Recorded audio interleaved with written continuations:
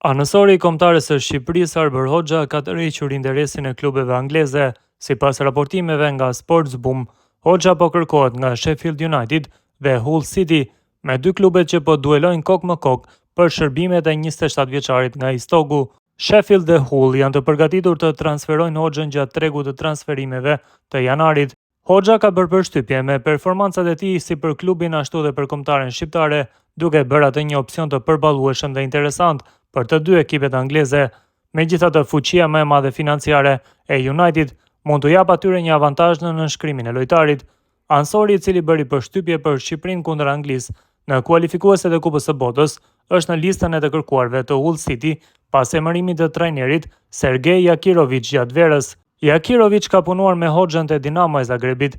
Në ndrejtimin e tij Arberi ka luajtur 31 ndeshje, nga ku realizoi 4 gola dhe 3 asistime. Jakirovic u përpoq më parë të nënshkruante me Hoxhën ndërsa ishte në krye të Kayserisporit dhe tani po përpiqet të shfrytëzojë profilin e tij duke orkestruar një kalim në ligën e dytë angleze. Edhe pse Dinamo e Zagrebit nuk po kërkon aktivisht të fitojë para nga Hoxha, pasi vetëm së fundmi ja ka zgjatur kontratën deri në vitin 2029.